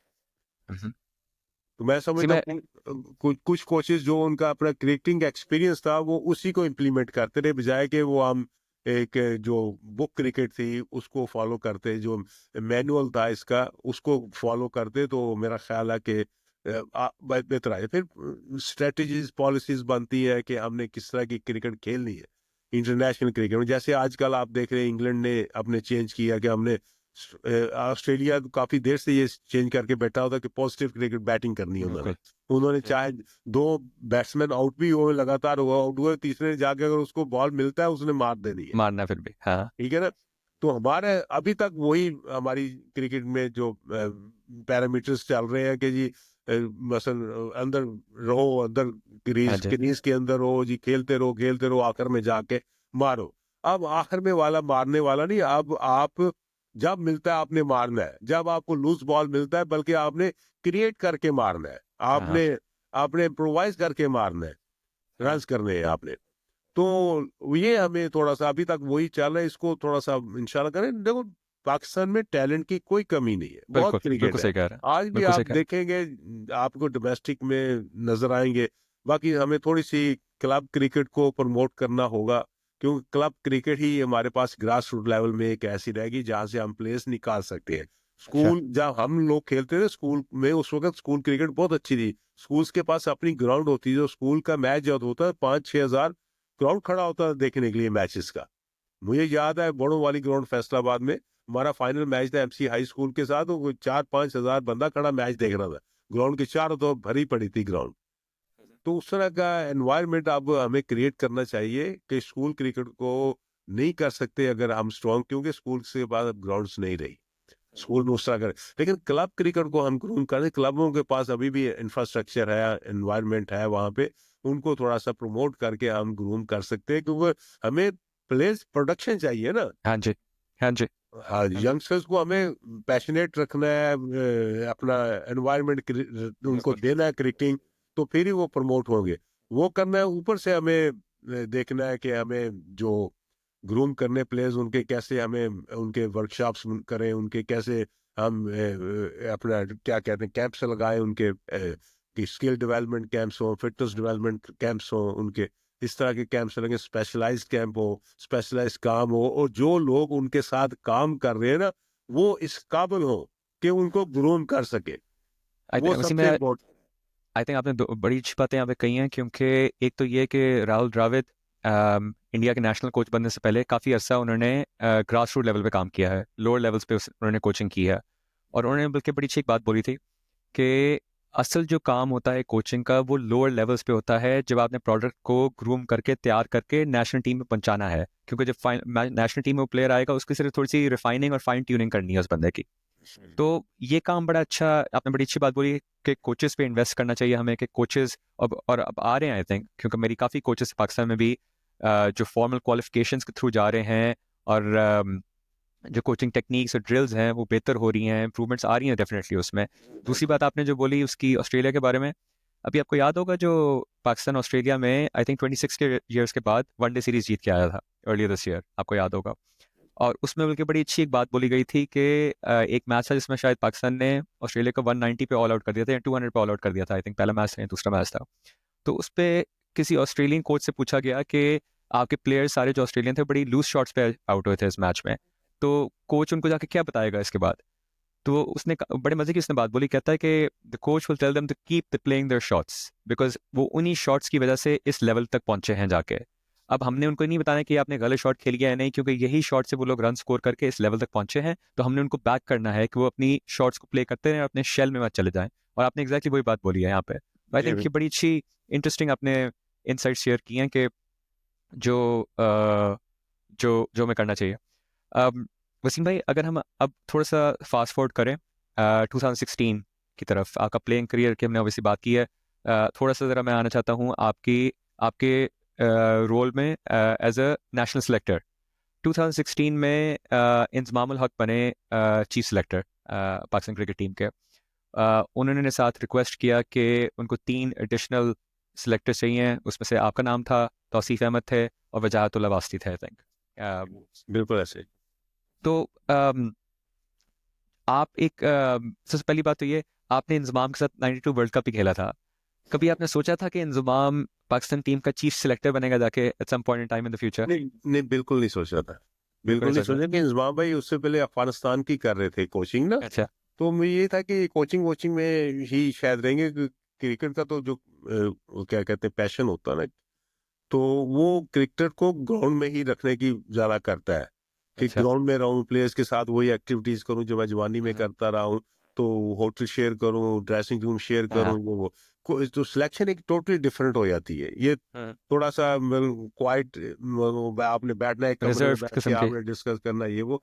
लेकिन इंजमाम भाई का ना एक्चुअली क्रिकेटिंग माइंड बहुत अच्छा है उनका ना, सोच बहुत अच्छी है, पॉजिटिव सोच है, ईमानदारी है। और फिर हमें हमारी ये रिस्पॉन्सिबिलिटी थी कि हम तीनों की, मेरी, तौसीफ भाई की और वजाहत की, कि हम ईमानदारी से उनको लड़कों के बारे में ब्रीफ करें, क्योंकि इंजमाम भाई को डोमेस्टिक क्रिकेट का लड़कों का पता नहीं था ज्यादा ना। ओके। वो इन्वॉल्व नहीं हुए थे क्रिकेट में, डोमेस्टिक में खास तौर पे। और मैं पिछले 15 साल से क्रिकेट में इन्वॉल्व था। डोमेस्टिक क्रिकेट मुझे फिंगर टिप्स से सारे प्लेयर्स होते थे मुझे। अच्छा। रात को 2 बजे भी इंजमाम भाई मुझे फोन करते थे किसी की प्लेयर के बारे में कि वसीम भाई ये जरा बताइएगा इसके बारे में, क्या आपकी क्या राय है। तो मैं उनको उसके बारे में बताता था। और मैंने ये मसलन एक तो सबसे इम्पोर्टेंट जो रोल है ना वो है ईमानदारी। आप इतने क्रिकेट कैरियर के बाद आपको अगर प्लेयर्स की पहचान नहीं है तो ये पॉसिबल नहीं है। ऐसा नहीं हो सकता कि आपको प्लेयर्स की पहचान ना हो। सिर्फ ये है कि आप अगर ईमानदारी से प्लेयर्स को मौके दें और प्लेयर्स को आप रखें, और आपको पता होना चाहिए कौन सा प्लेयर कहाँ फिट इन होता है। ये टेस्ट क्रिकेट का मटेरियल है, ये वनडे का है, ये T20 का है। आपको इसके बारे में पता होने, और आपको पता होना चाहिए किन कंडीशंस में ये प्लेयर्स अपने आप परफॉर्म कर सकता है। हर प्लेयर हर कंडीशन पे नहीं परफॉर्म करता, जो वर्ल्ड क्लास होता है वही करता है। और वर्ल्ड क्लास 2-3 से ज्यादा किसी टीम में नहीं होते। हाँ। ठीक है ना। तो तो सॉरी, इसलिए, कंटिन्यू करें आप, हाँ, कंटिन्यू प्लीज इसीलिए कंटिन्यू। हम तीनों ने मिलके बड़ा, हमारा तीनों का बड़ा अच्छा था, क्योंकि हमने इंजमाम भाई को प्रॉपर फीडबैक देना होता था। और हम प्रॉपर लड़के के बारे में उनको बताते थे कि ये लड़का यहाँ पे कामयाब होगा, ये नहीं होगा, क्या प्रॉब्लम्स इसके साथ है, या क्या इसमें क्वालिटीज है जो हमें आगे जाके काम आ जाएगी। मैं आपको मिसाल देता हूँ हाँ। बाबर आजम की। बाबर आजम पहले 15 टेस्ट खेला तो इसकी, पहले 10-12 टेस्ट खेला तो इसकी 15 की एवरेज थी, 15-16 की एवरेज। तो मीडिया ने क्रिटिसाइज करना शुरू कर दिया, और ये हमारा हाँ टाइम जी। था, हम सिलेक्शन में जी जी। इन्वॉल्व थे। मीडिया का थोड़ा प्रेशर आना शुरू हो गया। लेकिन वनडे में वो बेहतरीन जा बहुत रहा, अच्छी वर्ल्ड थी। Number one yes. था। One day yes. में वर्ल्ड नंबर वन था। तो टेस्ट में प्रॉब्लम आ रहा था, मीडिया ने कहा ये टेस्ट मटेरियल नहीं, या जो भी ये टेस्ट में कर नहीं रहा ये वो। तो इंजमाम भाई ने मुझे कहा कि वसीम भाई आप ना जरा मिकी से बात करें, मिकी आर्थर से, कोच थे जी वो, जी। इनसे बात करें इसके बारे में, उसका क्या ख्याल है। तो मैंने मिकी के पास गया, मैंने कहा मिकी क्या कहते हो आप बाबर आजम के टेस्ट क्रिकेट में। उसने कहा Wasim, who else will get chance in place of him? He's not gonna be better than him. बिल्कुल। I think it would be better if we keep, because talent is there. He will perform soon. तो मैंने फिर अंजुमान भाई, मैं को वो ये बात करते हैं, अंजुमान भाई कह रहे, बिल्कुल सही कह रहा है, हमारे पास मसले इतने बाबर जैसा तो बैट्समैन नहीं है टीम में, तो हमें इसी को मौके देने चाहिए, ताकि ये जब टेस्ट में भी रन करना शुरू करेगा तो टीम हमारी स्ट्रांग हो जाएगी। हाँ जी। तो उसमें ये हुआ कि फिर हमने इसको कॉन्फिडेंस दिया किया, तो टेस्ट में भी रन करने शुरू कर दिया। अब टेस्ट में भी उसकी एवरेजेस बहुत अच्छी हैं, उसमें 100 भी किए, उसने सब कुछ किया हुआ है। तो इसलिए मैं समझता हूँ कि हमें ना जो प्लेयर्स को पहले तो आप परख ले अच्छी तरह कि कौन सी कंडीशन कैसा खेल सकता है, क्या खेल सकता है। फिर उसको दूसरा, प्लेयर्स आप उनको जाके ग्राउंड्स में देखें। हम तीनों यही काम करें, इंजमाम भाई हम तीनों को भेजते थे। अच्छा। अगर फर्स्ट क्लास मैच हो रहा है कि एक हो रहा है एबटाबाद हो रहा है, एक कोच उधर पहुंच, एक सिलेक्टर उधर पहुंचा होता था। अच्छा। कराची हो रहा था, एक कराची, तौसीफ भाई कराची से होते थे, वो कराची उनको देखने जाते अच्छा। थे। और कराची में अगर 3 मैच हो रहे थे, तौसीफ भाई दिन में तीनों ग्राउंडों में जाते थे। अच्छा। मतलब अच्छा। बड़े, मतलब ना बड़े क्या कहते हैं, पैशन के साथ पैशनेट हमने होके। यस। हाँ हमने सिलेक्शन की है, बहुत डिवोटेड होके। तो मैं सियालकोट जाता था, कोई प्लेयर है जिसके बारे में, जैसे हफीज का कमबैक था, उसने हम देख रहे थे वो नेशनल टीम से बाहर हुआ तो आके डोमेस्टिक खेला, तो डोमेस्टिक में उसने रन्स करने शुरू किए, तो इंजमाम भाई ने मुझे भेजा कि जाके देखो क्या सूरत हाल उसकी, क्या रहा है, कैसे रन्स कर रहा है, कैसी बॉलिंग के अगेंस्ट कर रहा है, क्या फिट होगा दोबारा उसको लेके आए वापस टीम में। तो मैं सियालकोट के स्पेशल गया हफीज के लिए। अच्छा। एक्सेल। तो इस तरह हमने बड़ा क्रिकेट को बड़ा वैसा हमने किया, और हमने कोई 23 के करीब पाकिस्तान को प्लेयर दिए हमने। वसीम भाई, मैं इसी बात पे आने वाला था कि आपका माशाल्लाह से जो कभी कभी कहते हैं ना, जैसे अंग्रेजी में कहते हैं माइडस टच, तो जिस आप इन्वॉल्व थे 92 वर्ल्ड कप में, आप माशाल्लाह से टीम टीम में इन्वॉल्व थे, कम मैचेस खेले थे, वर्ल्ड कप पाकिस्तान जीत गया। आप इन्वॉल्व थे सिलेक्शन में, और मैं कहता हूँ कि लास्ट डेकेड में, पिछले 10 सालों में जो पाकिस्तान की सबसे ज़्यादा सक्सेसेस रह चुकी हैं, वो आप लोगों के दौर में ही रह चुकी हैं, 2016-19, क्योंकि उसी दौर में हम लोग नंबर 1 टेस्ट रैंक टीम बने थे जब मैं इस पर कप्तान था। उसी दौर में हम I think T20 number 1 rank team बने थे जाके, आई थिंक जब हफीज शायद कप्तान था। दो नहीं, सरफराज से, सिर्फ आज से, सॉरी। सरफराज से हम 2 consecutive years we were world number 1 in T20 cricket. Yes 2 yes consecutive years हम 11 सीरीज लगातार जीते थे हाँ, T20 में। आई रिमेम्बर आई और रिमेम्बर। उसमें एक्चुअली एक पाकिस्तान को ये भी बड़ा ड्रॉबैक हुआ पाकिस्तान क्रिकेट के साथ, कि जो हम 2009 में श्रीलंका के साथ जो टीम के साथ हमारा वहां पे मिसहैप हुआ, जो फायरिंग वायरिंग हुई थी, और उसके बाद पाकिस्तान क्रिकेट आई नहीं, इंटरनेशनल क्रिकेट, तो बड़े अरसे बाद क्रिकेट पाकिस्तान में आई, ठीक है ना। तो उसमें पाकिस्तान ने उसकी वजह से पाकिस्तान को काफी लॉस हुआ क्रिकेट में टैलेंट वाइज ना, क्योंकि फिर उस तरह जो देखो प्लेयर्स जब बनते हैं ना, प्लेयर्स जब बनते हैं वो अपने ही क्राउड के आगे खेल के हीरो बनते हैं। 100%, 100%। जब बाहर को 50,000 का क्राउड बैठा हो, ग्राउंड के 30,000 का क्राउड बैठा हो, चीयर कर रहा हो आपको, तो then you will become superstar. Waqar Younis जब बॉलिंग कर रहा होता था, क्राउड पीछे चीयर कर रहा होता, वसीम अकरम बॉलिंग कर रहा, क्राउड चीयर करे, इमरान भाई को आप तो शायद उस वक्त पैदा नहीं हुए होंगे। 82 का मुझे याद है, जब इमरान भाई ने इंडिया के अगेंस्ट यहाँ पे पाकिस्तान में बॉलिंग की, तो पागल हो गई थी दुनिया सारी, ऐसी लंबी इन स्विंग में डंडे उड़ रहे हैं, ये वो हो रहा है। हाँ जी। तो एक ग्लैमर था। एक्चुअली प्लेयर्स और टीमें हमेशा ग्लैमर से, हमेशा सुपरस्टार से बनती हैं, और सुपरस्टार बनाती है अवाम। जब वो क्राउड बैठा देख रहा हो, आपको क्लैपिंग कर रहा हो, और आप पागलों की तरह मसल लगे हुए हो कि मैं कुछ करके दिखाऊंगा, हाँ तो जी। ये जो हिस्सा होता है ना, ये प्लेयर। अब पाकिस्तान क्रिकेट साथ की ये हुआ कि ये क्रिकेट पाकिस्तान में बंद होगी, जिसकी वजह से एक जो ग्लैमरस था वो खत्म हुआ। उसकी वजह से थोड़ा सा प्लेयर्स को, उस तरह के प्लेयर्स, हम जो वर्ल्ड क्लास प्लेयर्स है वो निकलना बंद हो गए, उस तरह के प्लेयर्स निकलना खत्म हो गए। तो वो उस चीज ने हमें थोड़ा डिस्टर्ब किया। लेकिन ये एक फेज आता है क्रिकेट में, आप कभी भी ऐसा नहीं होता कि आप इंडिया की बहुत अच्छी टीम है, तो कभी पाकिस्तान की 90s में पाकिस्तान की दुनिया की बेहतरीन टीम थी उस वक्त, डिस्ट्रॉय करती थी, बेहतरीन बॉलिंग अटैक, ये वो सारा। तो ये फेज था। अब इंडिया के पे ये फेज है। ऑस्ट्रेलिया का 15 साल का फेज रहा है, हाँ जी। 2010 ऑनवर्ड इनका बड़ा लंबा पीरियड, 3 वर्ल्ड कप लगातार जीते इन्होंने। तो अब ऑस्ट्रेलिया के पास उस तरह के प्लेयर नहीं है जिस तरह 5-6 वर्ल्ड क्लास प्लेयर टीम में थे। हाँ जी। 90s में पाकिस्तान के पास 5-6 वर्ल्ड क्लास थे, अपना वसीम अकरम, वकार यूनुस, शुएब अख्तर, किप जुबैद, ग्लेन मुश्ताक, सईद अनवर, सईद अनवर, बिल्कुल। इंजमामुल हक, और सलीम मलिक भी बड़े टॉप के प्लेयर थे पाकिस्तान हाँ के। जी, जावेद मियाँदाद तो ऑब्वियसली। जावेद भाई मसन, तो बड़े मसन पाकिस्तान। तो ये एक फेज आता, कोई पता नहीं अगले 2 साल बाद आप देखें पाकिस्तान में 5 वर्ल्ड क्लास प्लेयर खेल रहे हो। कैपेसिटी है, अपॉर्चुनिटीज है, मसलन पाकिस्तान में ना, ये बिल्कुल पाकिस्तान के पास इस तरह के मौत किसी वक्त भी आ सकते हैं। ये नहीं कि कल लाए, थोड़ा टाइम दे, फेज आए, 2-4 साल बाद आप देखेंगे सिर्फ 2-3 प्लेयर और ऐड हो जाएंगे टीम के अंदर, कोई टॉप क्लास के, तो आप देखेंगे पाकिस्तान टीम फिर खड़ी है। इसी तरह टीमें खड़ी रहती है।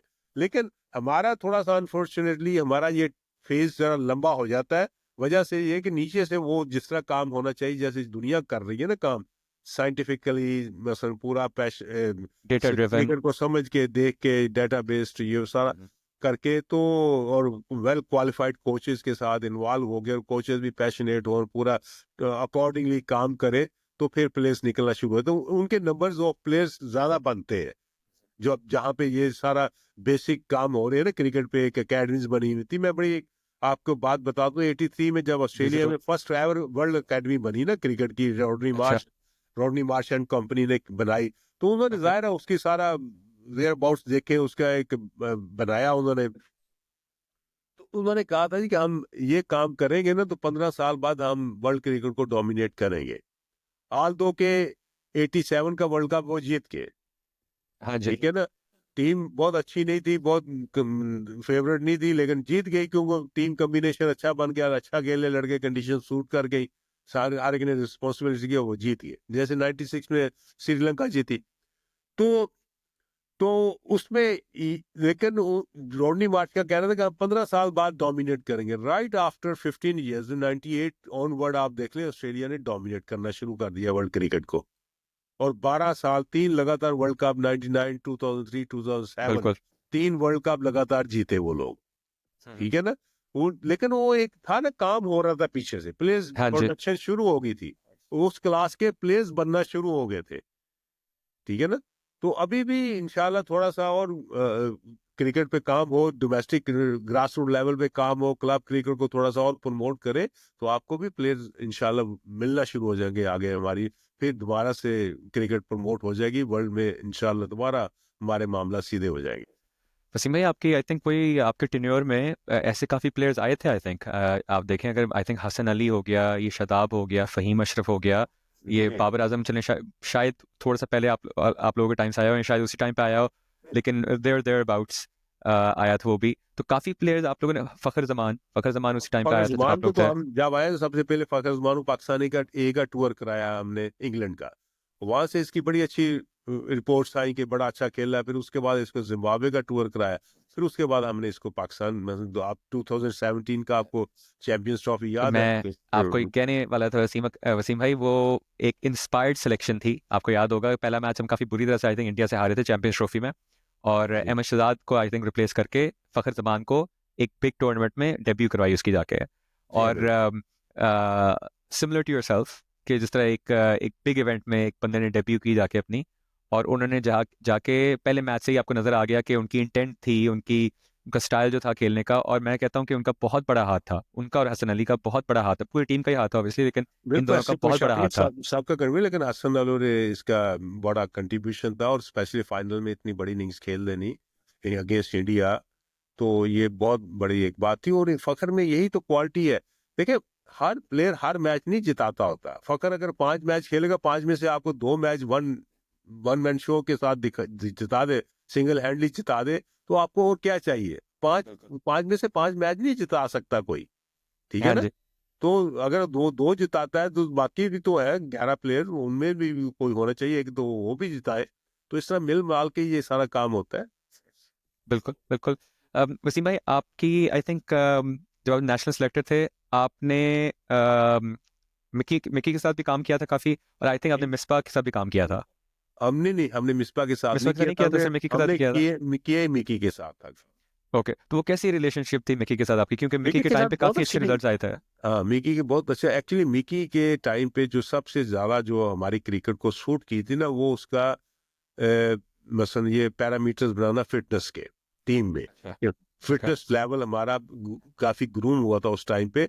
उसने लाजमी कर दिया था कि जो लड़का ये टेस्ट, फिटनेस टेस्ट पास करेगा, इस लेवल को टच करेगा, तो वही टीम का हिस्सा बनेगा। जैसे फिर वो आपको याद है 2017 में उमर अकमल के साथ मसला पेश आया कि उसका फिटनेस लेवल, उसने मिकी ने कहा कि ठीक नहीं है, तो उसको वापस भेज दिया चैंपियंस ट्रॉफी से। तो लेकिन वो उसमें ये था कि हमारी फील्डिंग स्टैंडर्ड्स बेहतर हो गए। देखिए, आप कभी भी टूर्नामेंट या मैचेस आप दरमियानी या हल्की फील्डिंग के साथ नहीं जीत सकते। वंस अ वाइल कोई आप एक आध कोई जीत जाए तो जीत जाए, वरना आप हल्की फील्डिंग के साथ आज के दौर में मैचेस नहीं, फील्डिंग फर्क डाल देती है। फील्डिंग आपके 2-3 अच्छे कैचेस पकड़ के आपके डिस्ट्रॉय करती है, दूसरी एक आधा रन आउट करके, और फिर कितने रन, 35-40 रन अगर फील्डर्स रोक दें जो कि यकीनी रन हो, तो आपका कितना फर्क डाल देते हैं वो। ऑस्ट्रेलियंस या इंग्लिश या दूसरे जो है, अब इंडिया भी ऐसे ही कर रही है ना, इंडिया की फील्डिंग स्टैंडर्ड्स बहुत हाई हो गए। तो ये तो आप लाजमी हिस्सा है, फिटनेस के बगैर आप नहीं जा सकते, आप नहीं मैचेस जीत सकते फिटनेस के बगैर। बिल्कुल बिल्कुल बिल्कुल एब्सोल्युटली। वसीम भाई, बहुत अच्छी बातें आपसे हो रही हैं। लास्ट सेगमेंट पे आते हैं। आपके माशाल्लाह से नेशनल सेलेक्टर के रोल के बारे में बात कर ली। आपके करंट रोल के बारे में थोड़ा सा बात करना चाहते हैं। आई अंडरस्टैंड कि you are the head of high performance centre in Pakistan. थोड़ा सा ज़रा अपने रोल के बारे में प्लीज़ बताएं कि क्या वो इंटेल करता है, क्या आपकी इन्वॉल्वमेंट होती है उस रोल में। उसमें देखें, ये एक किस्म का मैनेजमेंट का रोल है, ये ऑफिस ऑफिस का रोल है यहाँ पे। तो इसमें आपने फैसिलिटाइज करना होता है जो भी कैंप्स लगते हैं, मतलब national high performance centre, national cricket academy, ये वो इनमें मसलन प्लेयर्स को फैसिलिटाइज किया जाता है। वहाँ पे फैसिलिटीज़ है, वहाँ पे इंडोर फैसिलिटी है, जिम फैसिलिटी है, पूल फैसिलिटी है, अकोमोडेशन है, ग्राउंड फैसिलिटीज़ है, नेट्स फैसिलिटीज़ है। तो ये सब को आपने बेहतरीन एक एनवायरनमेंट क्रिएट करके रखना ताकि प्लेयर्स वहाँ पे आए और इस एनवायरनमेंट में वो डेवलप हो। मैं आपको बताऊं कि एनवायरनमेंट ही प्लेयर्स को बनाता है। अच्छा एनवायरनमेंट आप प्लेयर्स को देंगे तो वो प्लेयर आपको, आप जल्द देखेंगे कि प्लेयर्स बनना शुरू हो जाएंगे। तो एनवायरनमेंट अच्छा एनवायरनमेंट क्रिएट करें वहाँ पे, प्लेयर्स आए तो उनको लगे कि यार मैंने अभी जिम घुसना है, मैंने जिम के बाद मैंने पूल की तरफ जाना है, मैंने मैंने जकूजी में बैठना है, मैंने स्टीम लेनी है, मैंने ये अपना रिकवरी करनी है, मैंने ग्राउंड के अंदर जाना है, मैंने अच्छी पिच पे जाके नेट करना है, मैंने वहां पे 2 घंटे बॉलिंग करनी है, बैटिंग करनी है, मैंने फील्डिंग सेशन अच्छा करना, अच्छी ग्राउंड मिले जहाँ पे मैं अपनी फील्डिंग का कर सकूं, मैंने ट्रेनिंग करनी है, मैंने जिम जाना।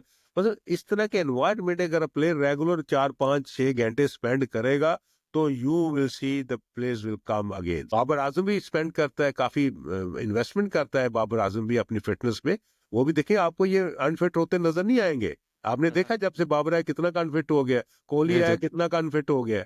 इंजरी आती थोड़ी बहुत ही, वो ग्राउंड इंजरी हो जाती, कोई चोट लग गई, कुछ हो गया, वो अलग बात है। लेकिन आपको भागते दौड़ते ये वो करते कोई आपको इंजर होते ना, लेकिन जो इन चीजों का केयर नहीं करता वो आपको नजर आता है कि थोड़ा सा एक्स्ट्रा बर्डन आता है उस पर, तो वो क्लैप्स कर जाता है, कोई मसल पुल हो गया, कुछ ये हो गया, वो हो गया।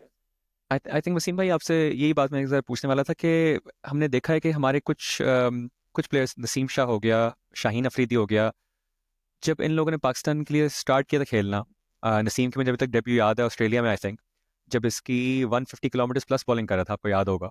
और शाहीन भी सिमिलरली इसका शुरू में 150 टच कर रहा था। शाहीन की I know over the years थोड़ी सी इंजरीज रह चुकी हैं।